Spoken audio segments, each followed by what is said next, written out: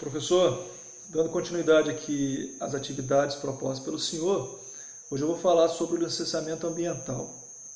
Bom, toda atividade economicamente viável e juridicamente legal que tem o uso de recursos naturais, obrigatoriamente elas precisam ser licenciadas pelo Estado. E por isso que o licenciamento ambiental é uma das ferramentas de fiscalização do Estado para com o empreendedor, com o propósito de fato minorar ou minimizar os impactos ambientais em determinada região, em determinada localização, uma vez que a finalidade das licenças ambientais é justamente garantir ao meio ambiente que não seja degradado de uma forma muito agressiva, o fato que depois, para recuperar essa determinada área, levaria bastante tempo, talvez anos e décadas. Então, por isso que a importância do licenciamento ambiental, e aí a importância do licenciamento ambiental, professor, é ele ser um licenciamento mais técnico. O que hoje no Brasil, infelizmente, nós não temos estudiosos que se debruçam sobre esse tema ao ponto de garantir uma evolução ainda maior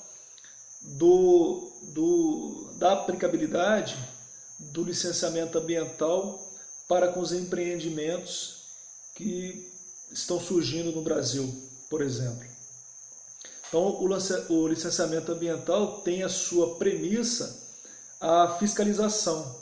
É claro que não é um órgão apenas que fiscaliza.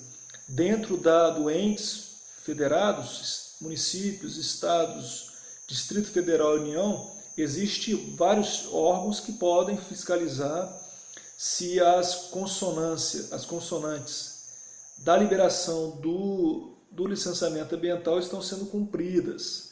E por que é importante falar isso?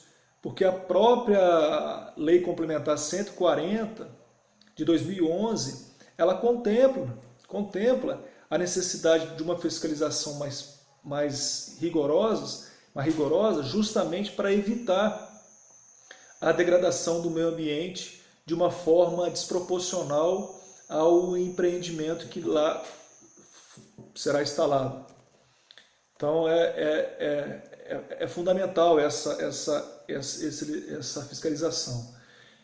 Conto aqui que o Estado tem o poder de polícia na fiscalização para aplicar, inclusive, multas, interdição da atividade, fechamento dos estabelecimentos, demolição da obra, embargo da obra, destruição de objetos.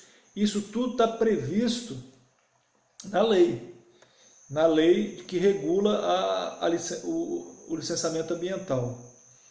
A cooperação administrativa e o licenciamento ambiental está previsto na Lei Complementar 140 de 2011, o que de certa forma é algo que avançou bastante. Mas não teve muitas novidades, porque a resolução do CONAMA de número 237 de 1997 já preconizava exatamente aquilo que a própria Lei Complementar 140 fala hoje. Então a evolução foi tímida, eu diria. Pontos positivos que nós precisamos aqui é que o licenciamento ambiental ele observa dentro da própria Constituição, no seu artigo 225, as diretrizes a ser seguidas pelos entes federados, uma vez que, caso não siga essas diretrizes, pode até inviabilizar um empreendimento, o que não é razoável a gente pensar, uma vez que é importante que o empreendimento seja instalado para que gerem riquezas, né, para a região, para o município, para o estado e para o país. Então, esses preceitos que estão preconizados na própria Constituição, no artigo 225, parágrafo 1º, inciso 4º, estabelece como o poder público vai exigir, na forma da lei, as instalações de determinados empreendimentos. Lembrando que o objetivo é minimizar a degradação referente ao meio ambiente. Aí tem o licenciamento ambiental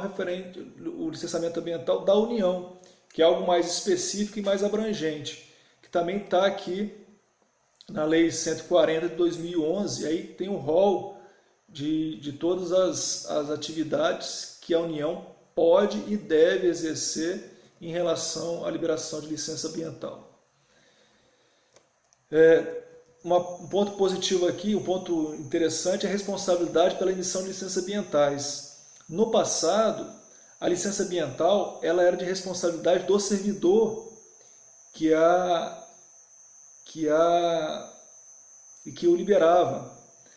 O que mudou isso? Uma vez que você puniu um servidor porque ele deu uma licença, não tinha uma eficácia plena. O que foi feito então? Com isso, o legislador ele criou um organograma de atribuições e poder dentro do poder público para fazer com que as liberações ambientais fossem mais técnicas, mais justas e menos erros, podemos dizer assim, para que efetivamente o empreendimento pudesse ser instalado sem degradar o meio ambiente de uma forma muito agressiva.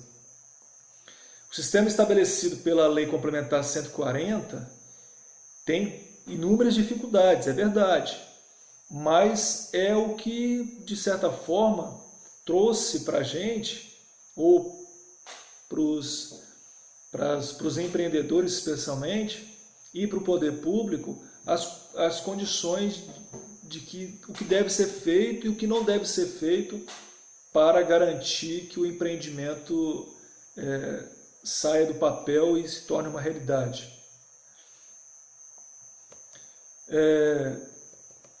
O que nós podemos também citar aqui, professor, é os centros, né? Nós temos outros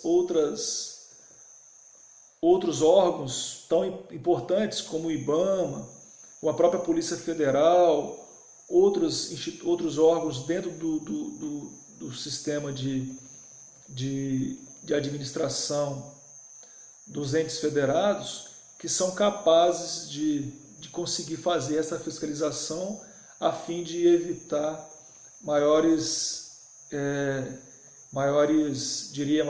prejuízos para o meio ambiente. Bom, e o mais importante é que toda licença ambiental, obrigatoriamente, ela precisa ter publicidade. Ou seja, as publicações deverão ser feitas em diário oficial, em jornais de grande circulação, para que a população possa saber efetivamente o que está sendo feito em relação à licença ambiental de determinado empreendimento. O que isso transmite é o princípio da transparência, né? Ou seja, o poder público dando transparência aos seus atos, o que é importante. Isso está dentro da Resolução 140 de 2011, além de estar também previsto na própria Constituição Federal de 88. Ok, professor? E por último aqui, para finalizar, o licenciamento dos portos, que é uma portaria, MMA número 424, de 2011, que regula aqui as atividades relacionadas à área portuária, o que também é importante para a economia e para gerar riqueza para o país. Então essa é a minha contribuição relacionada a esse tema de licença ambiental. Um grande abraço, professor, até a próxima. Tchau.